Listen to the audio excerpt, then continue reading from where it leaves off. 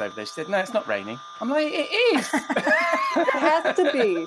And all you do is listen to Soundgarden. Welcome to episode 10 of Rockstar CMO FM. The M is for marketing and the F, well, you decide. As you might be asking yourself, does the world need another effing marketing podcast? I'm your host, Ian Truscott, founding editor of Rockstar CMO, and you can find us at Rockstar CMO on Twitter and rockstarcmo.com on the web. And that's where you'll find all of the show notes and links from this episode. This episode was recorded on Friday the 15th of May. We are still pretty much confined to the Rockstar CMO penthouse in lockdown, following very strictly the very clear advice that if you have to go out, you should, but you really shouldn't. Whether you're in or out, thank you for choosing us to keep you company. This week, I'm joined by Amber Osborne, yes, Miss Destructo herself, a Twitter handle that has us all jealous, and possibly why Forbes considered Amber to be the second most influential CMO on Twitter. In our conversation, we learn her story from selling music merch to being a serial startup tech marketer and AR/VR evangelist and expert, which is so relevant to these virtual times. And I'm also sure you'll agree with what she throws into the Rockstar CMO swimming pool. More on that later. I have another cocktail at Robert Rose, Chief Troublemaker at the Content Advisory this week. But first, I'll highlight an article from Rockstar CMO that I'd like you to have a look at from our latest issue. Let's get started, shall we? In episode 5, I interviewed Dennis Shao, and if you listen to that episode, you'll know that Dennis has been tooting the horn for virtual events for over a decade, and is way ahead of us in honing those skills. The article from the latest issue of Rockstar CMO I'd like you to take a look at is by him. It's called Getting a Buzz from Virtual Events, that shares a very positive experience Dennis had attending Reboot 2020. It was a virtual event, of course, and it gets a bit meta here, as this was a virtual event about events, attended by Dennis, an expert in virtual events, hosted by Event Geek. But who better to showcase how it should be done? And Dennis shares what he learned. Check that out at rockstarcmo.com and click on the latest issue, and of course, I'll include a link to that in the show notes.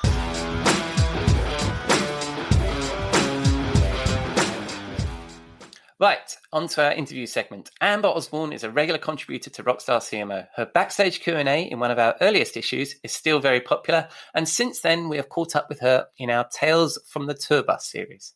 Amber is a serial tech startup CMO, most recently working in AR and VR from her start in the music industry. With Twitter handle like Miss Destructo, I was looking forward to this conversation. Hope you enjoy it.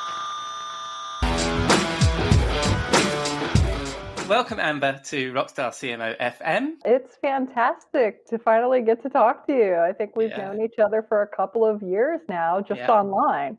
Yeah, absolutely. And you feel like you know somebody, and it's not until you chat for 15. I do. I feel like we know each other enough, to have some really amazing conversations online. And then when you finally meet somebody, it's just like seeing an old buddy.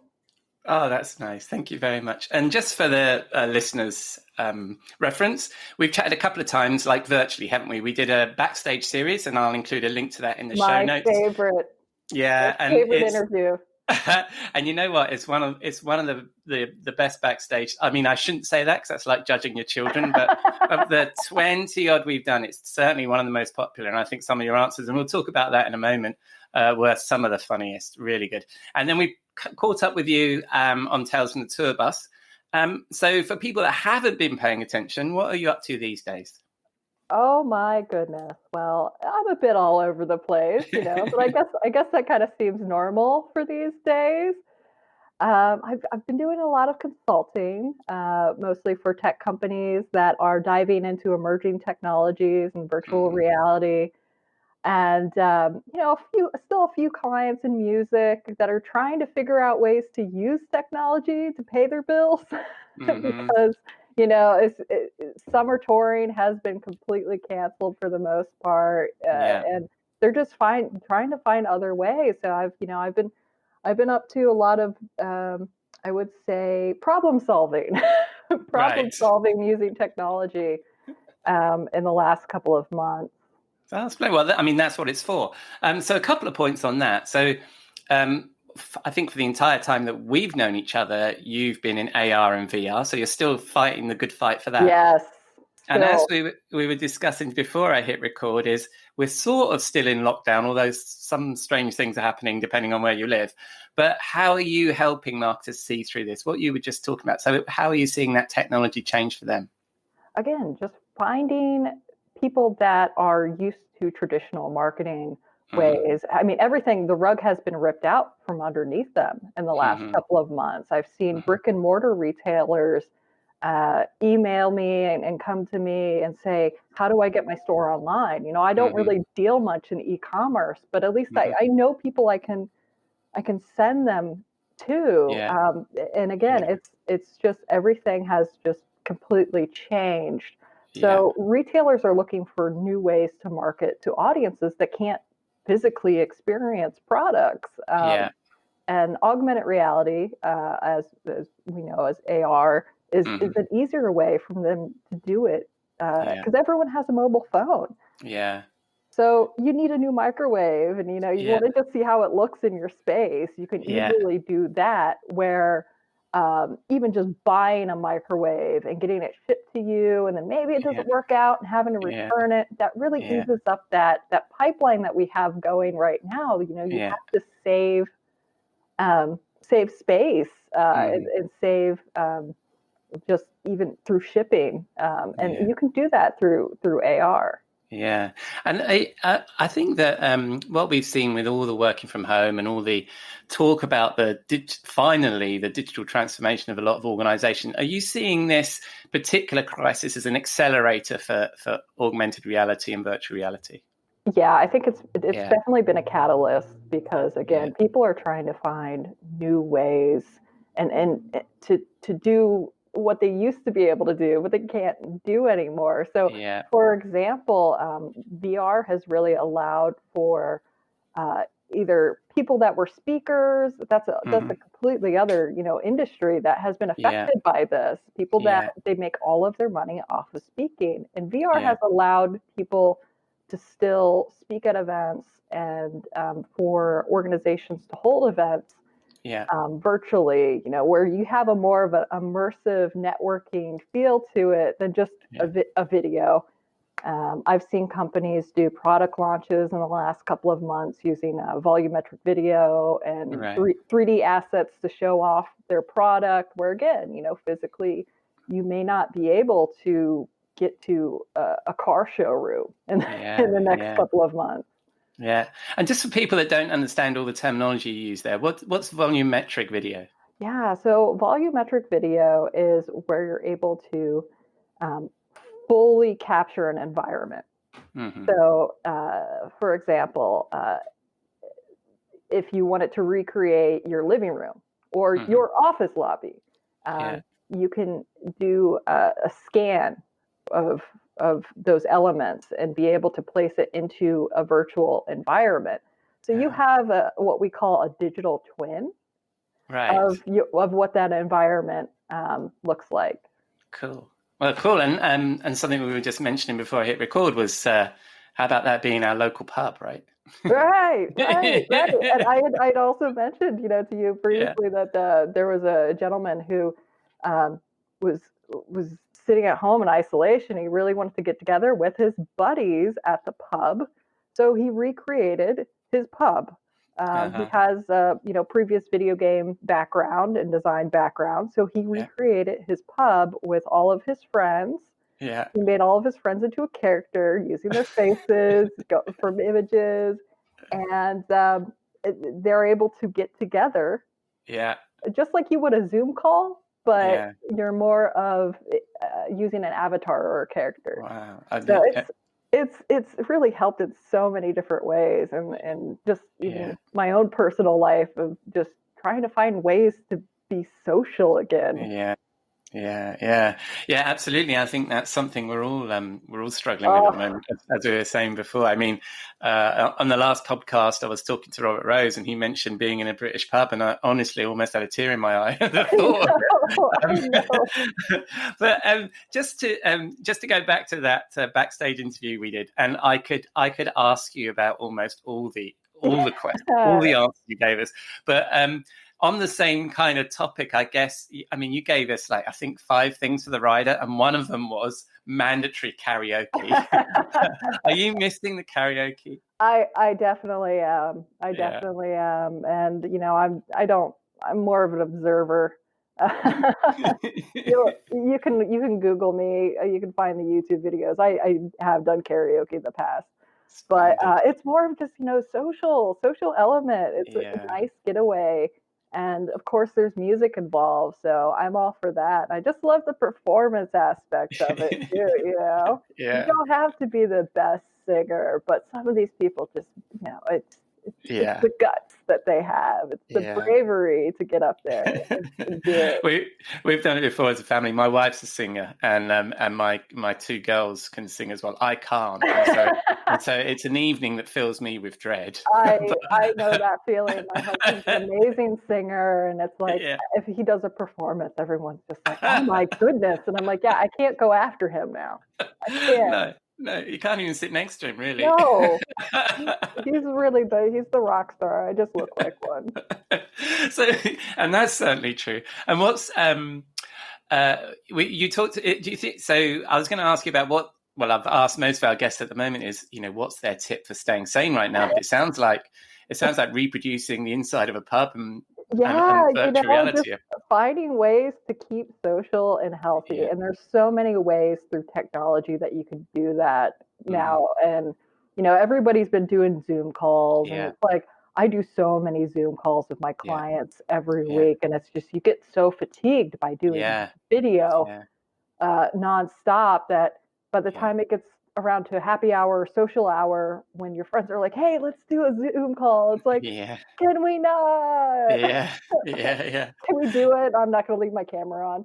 But I mean, I found plenty of platforms out there that are made for VR, but you can experience them on the computer, and they work just as well. So avatar-based chats like Mozilla Hubs and AltSpace have been keeping me sane, because it's a great way to connect with my friends and also meet new people through social events that they have.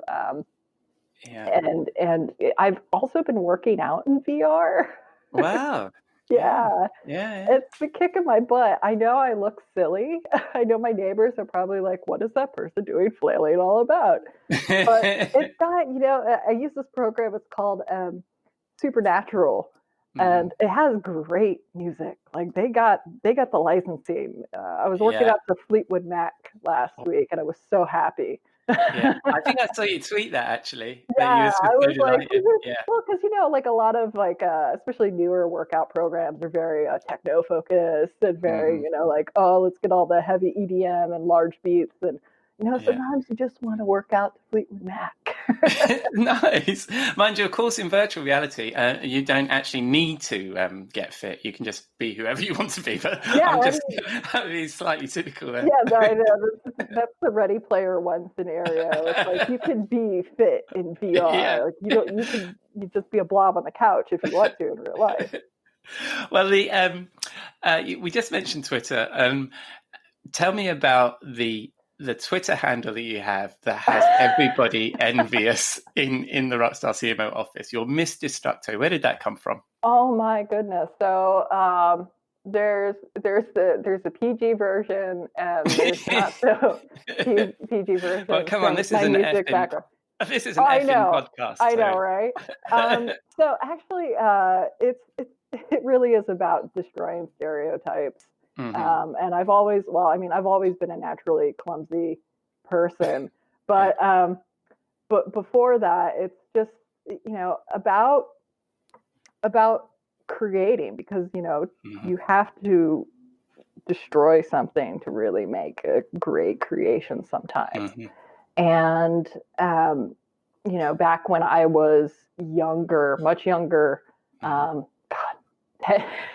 now I'm looking like, wow, that was a long time ago.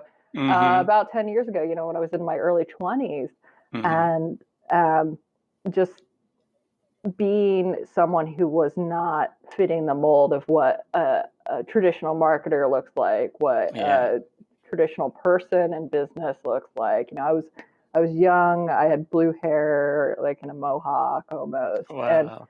and I was really good at social media Hmm. and conversations, and I already worked a lot with building fan bases and communities, Yeah. and I had a lot of marketing experience, but it's like everyone's like, oh, well, you can go into an agency. And I'm like, I don't want to do that. That's not Yeah. me. Yeah. I don't want to fit into that box. I know Yeah. I'm good at something, but I don't want to just be told what to do. I think I've always had a problem with that. I think I mean, it's funny because that's come up a couple of times with the guests. I was talking to Kate from Lately a couple of episodes ago, Yes. and her father took her aside and said, you can't work for people, I know.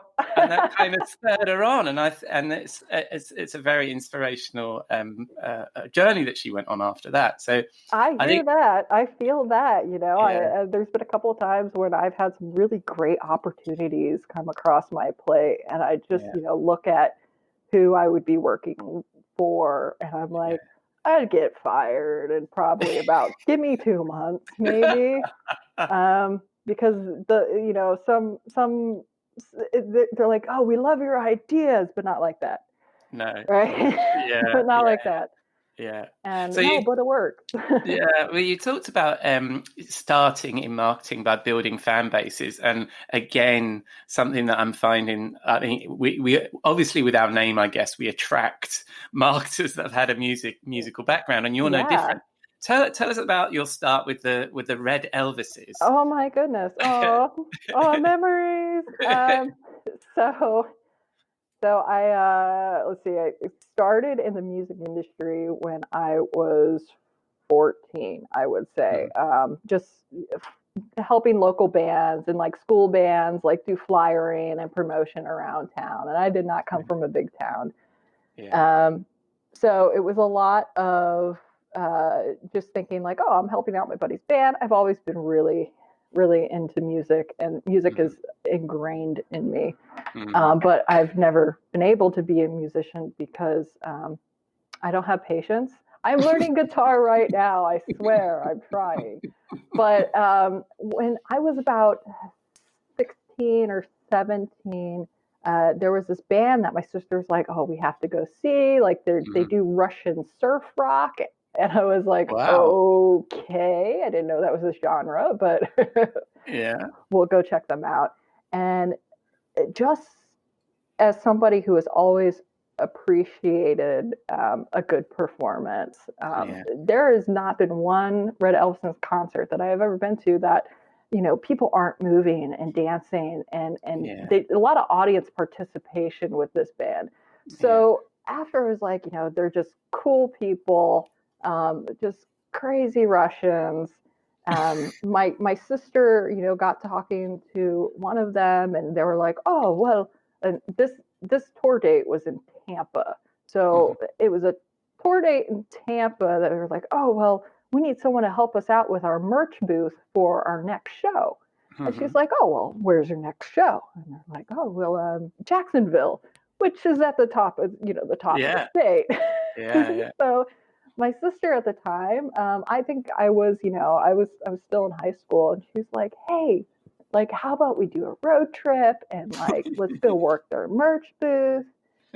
And that's where it kind of all started. I think Yeah. we did so many shows with them, and we Yeah. just helped out where we could. We were roadies, we sold merch. I think most of the beginning of my career was yelling at drunk people that we didn't have medium shirts left.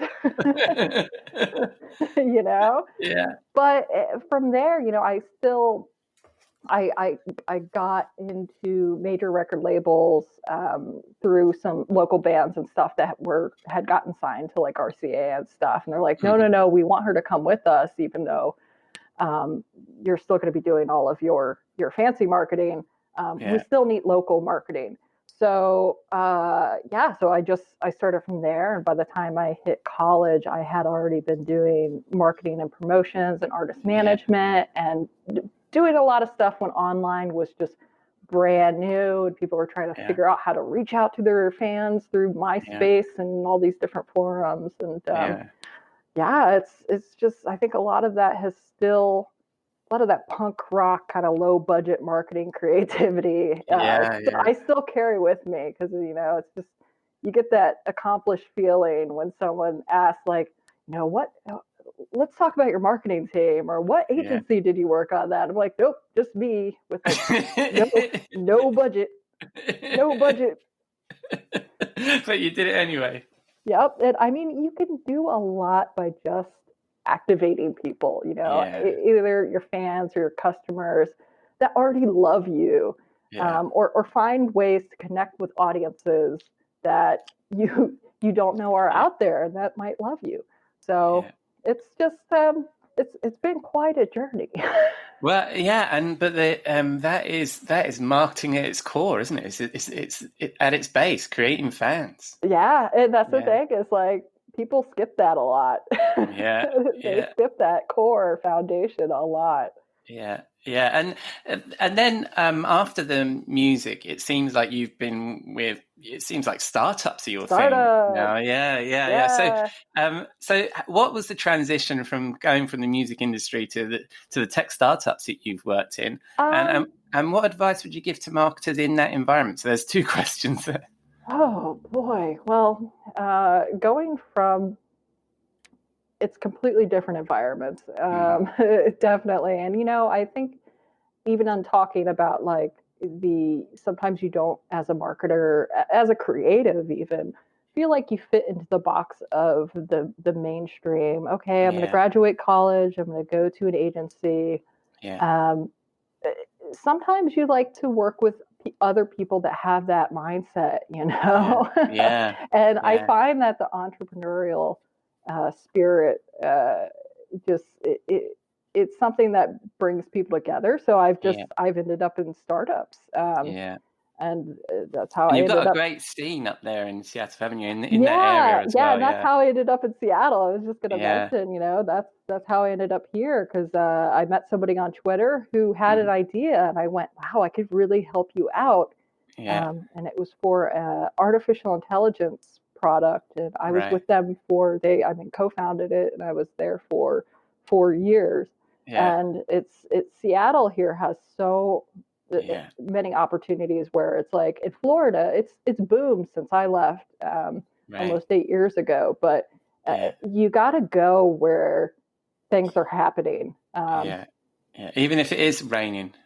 Even if it's, but we don't tell people about the really, really nice weather. There's a reason. I have been in Seattle and complained about the rain. And bearing in mind, I'm from the UK, so I'm fairly used to it.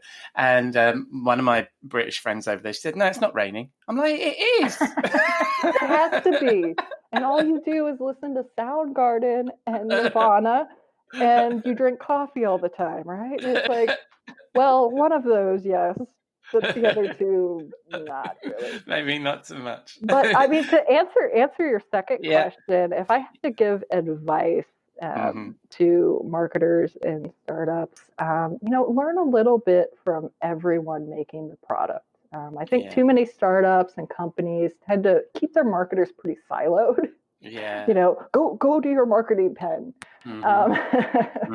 And, they believe that they should never intervene in the product side of things, and just do whatever growth hacking. God, I hate that word. growth hacking magic you do to get customers in the door. You're banned. You're barred. I know. I said the word that I was using. But I mean, seriously, if you aren't the most technical minded person, I'm not. I have a very good foundation now in technology, but just knowing how your product works or even doesn't work is foundational to building a solid, well-rounded strategy. For sure, and I also think that's a symbiotic relationship. Like it's got to be both ways. I mean, if product folks aren't pulling the marketers into the product planning, in that you've been out there, you understand the market, tell us a little bit about how it's being received and what you think it should be doing, that's the way it has to work, right? Exactly. And even keeping an open line of communication between the Hmm. developers and Yeah, engineering, I think is important too, because yeah, we're the eyes and ears. We know yeah, the customers in the market, and you can drive all the features and stuff you want, but if we're like, yeah, no, that's not what they want, yeah, yeah, yeah, and we also just having a sense of, hey, um, you as a developer, your work is important, yeah, and yeah, let us tell your stories of yeah, making and creating this product. yeah, It's things that are just so yeah, overlooked, yeah, because I think startups sometimes have a let's build it and let's ship it out the door kind of yeah. mentality that in the real world, unless you have something that people are already clamoring for, Hmm.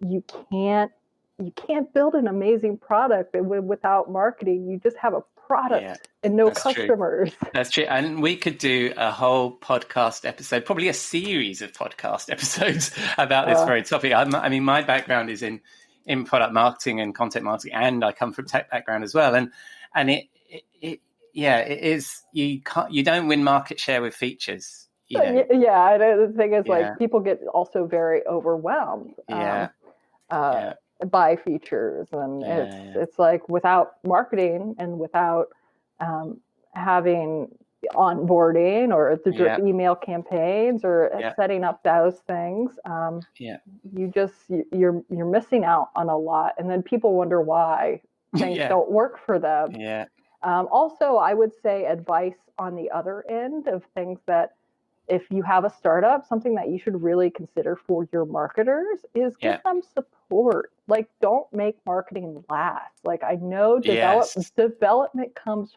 first, right? Yeah, yeah, But marketing should not be last. Like, if yeah, you're give them the tools and the resources that they yeah, need, yeah, because even though I can make a lot happen with like no yeah, budget, there's yeah, still certain things that you do need as a marketer, um, yeah.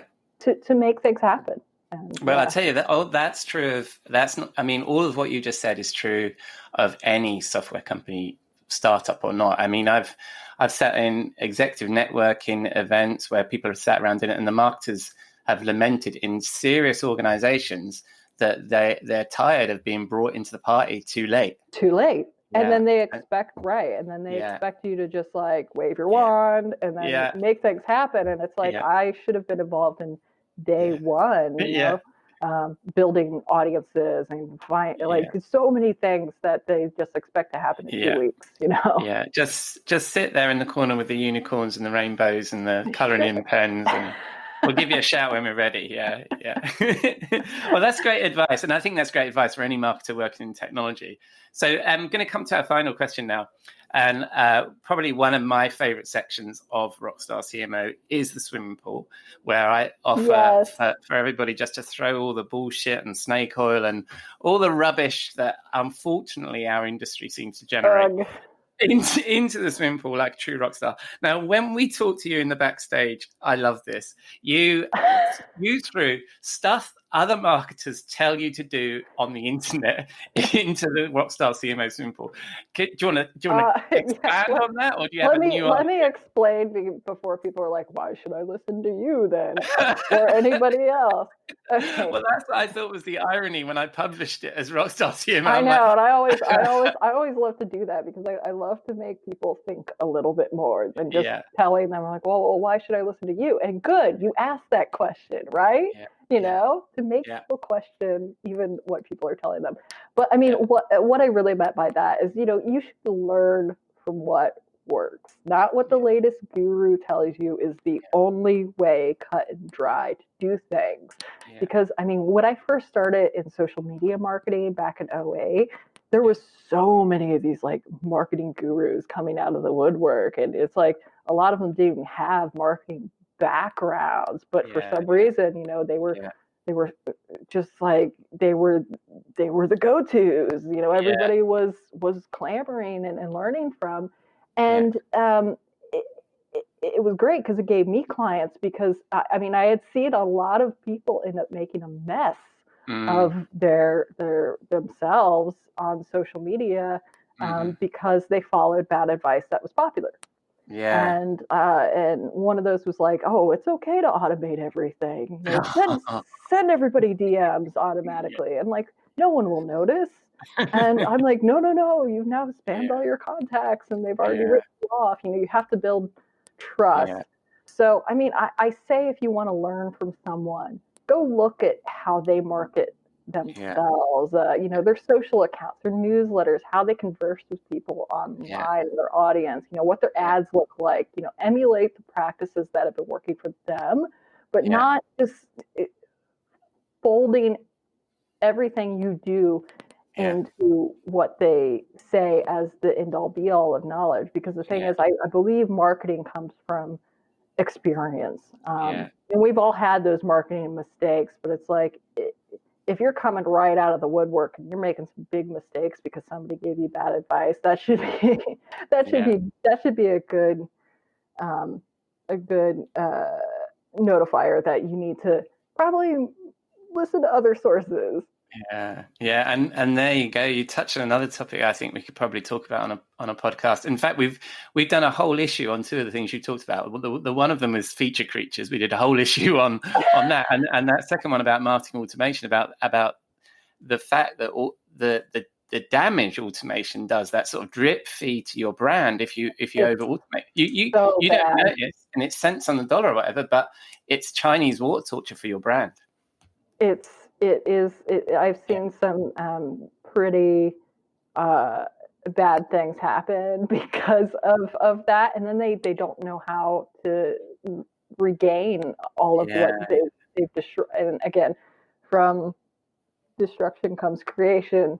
And for me, it gave me clients because they're like, how do you fix this? How do you fix this?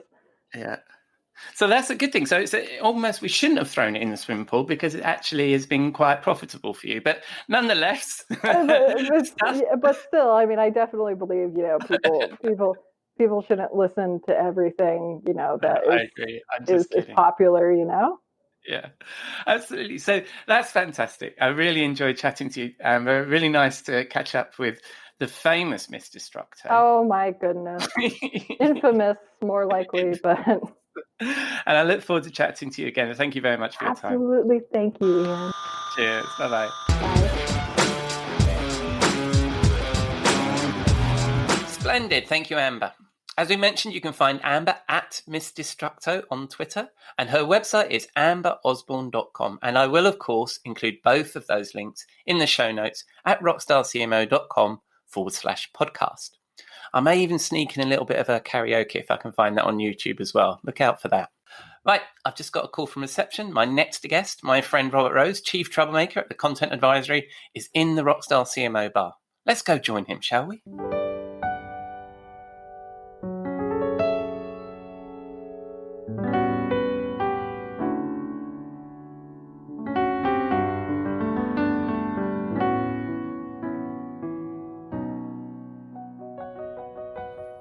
Good evening, Robert. What are you drinking?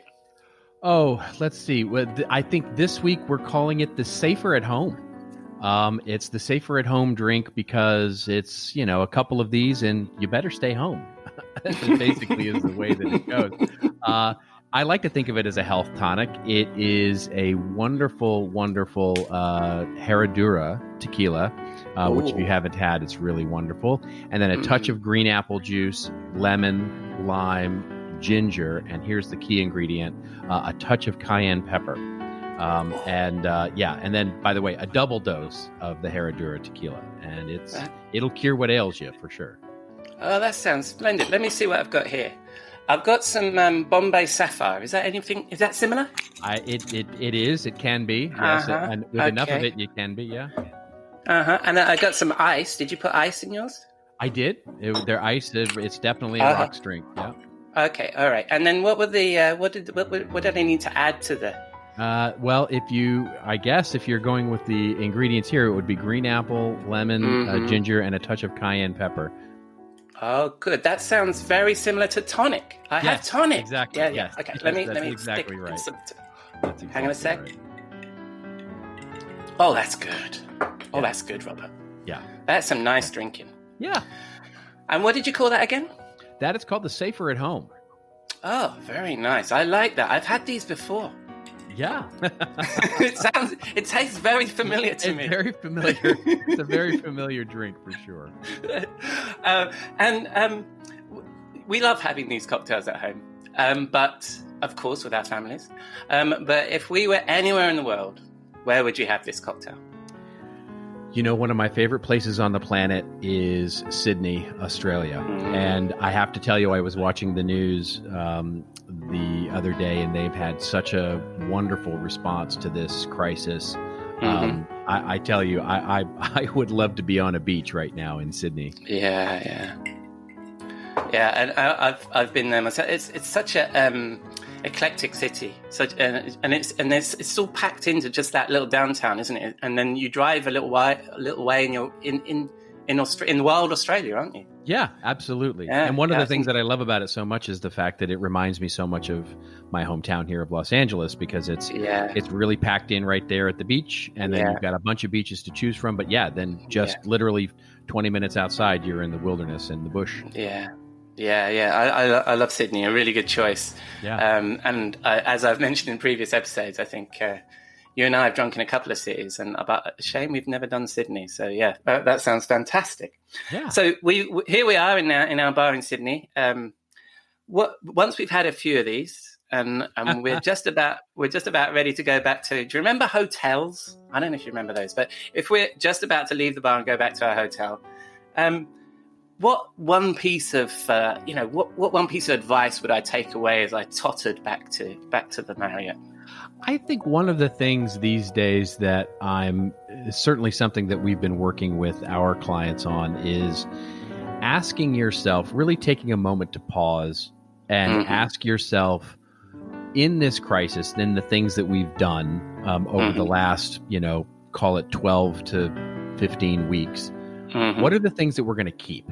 Because in so many ways, our processes, governance, and things that we do get thrown out the window during a crisis like this. And sometimes we discover some new things that are, quite frankly, better, and they might be worth keeping. So it's worth a reflection to find out what you might want to keep that's come out of this crisis. Oh, that's great advice. I hosted a virtual, obviously, executive breakfast the other day, and I had two sort of executives from two brands, and one of them was talking about all the things they want to keep, and the other one was thinking about all the things they could now throw away. Nice. So there's two. I like that. That's great. It's a double-sided coin. It's really a really interesting conversation. So anyway, I'm going to finish this. I think this was rather good. Thank you, Robert, and thank you for joining us this week. Absolutely, my pleasure. Cheers. Thank you, Robert. Cheers.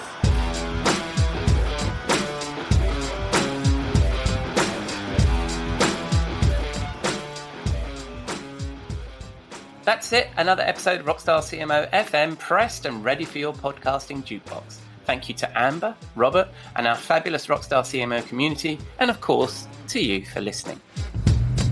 If you like what we're doing here, please let us know. Drop a rating or review in your preferred podcasting platform, or get in touch at Rockstar CMO on Twitter or LinkedIn.